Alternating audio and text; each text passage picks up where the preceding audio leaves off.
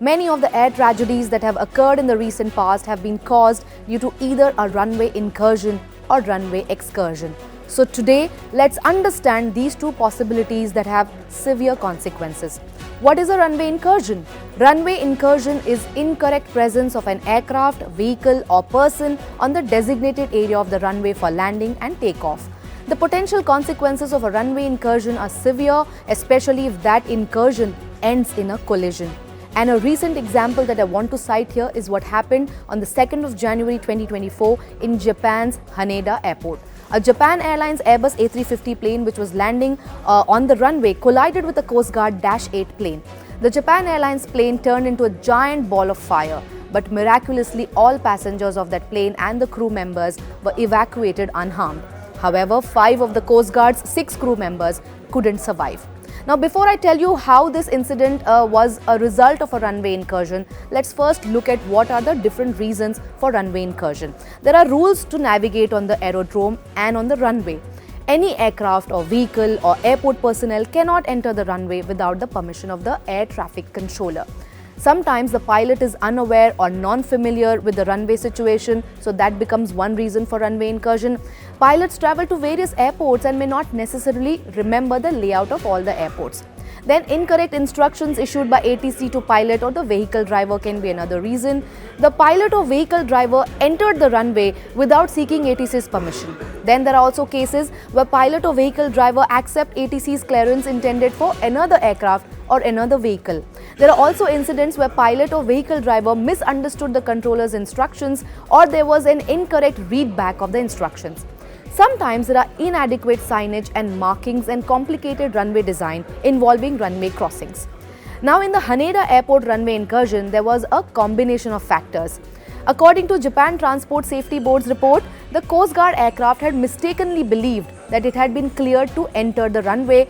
The air traffic controller did not see the aircraft's approach and the JAL plane did not notice the Coast Guard aircraft until just before the collision. At that time, the air traffic controller instructed the Coast Guard aircraft to taxi to the holding position on the C5 taxiway, but the captain recognized that he had been instructed to enter the runway and hold there. Although there was another aircraft in front of the Coast Guard plane, the captain thought that the air traffic controller's instruction number 1 meant that his plane had been given priority in the takeoff order because it was transporting disaster relief supplies. While closely watching the JAL plane that was approaching the runway, the controller was not aware of a monitor alert that showed the Coast Guard aircraft entering the runway. It was after sunset that the JAL plane made its descent and the moon had not appeared then. The lights of the Coast Guard aircraft that were beamed on the runway were the same white color as those embedded in the tarmac. So that's how severe a runway incursion can get. Now coming to runway excursion. Runway excursion is an aircraft going off the runway.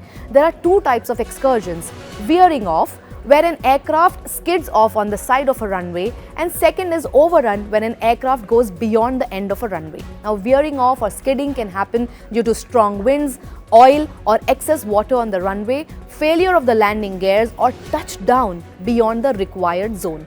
The outcome of such an incident can be pretty serious if there is not enough safety area that could reduce the consequences of such an overrun.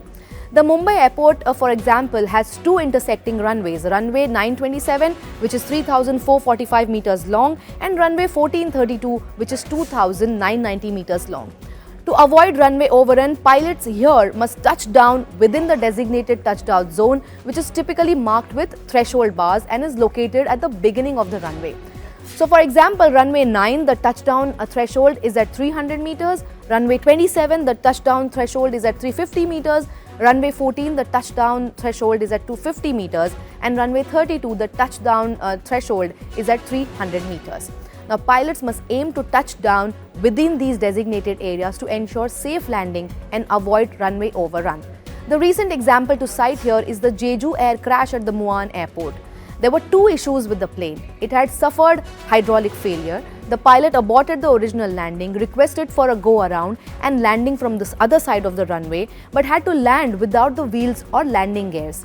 And B, even in the second landing attempt, the plane came down at the halfway point of the 2,800 meters runway. It skidded down the runway, overshot it and crashed into a concrete wall before erupting into flames. Pilots who have been flying for several years say touchdown beyond runway threshold is very common but is very risky. But since many runways have a comfortable margin allowing the aircraft to remain on the runway, many tragedies get averted.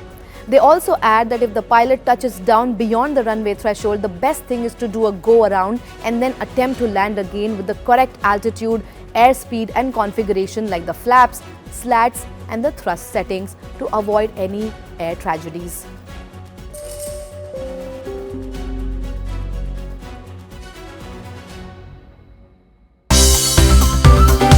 Well, thanks so much for tuning in to CNBC TV18. Make sure you follow us and stay updated on all our social media platforms.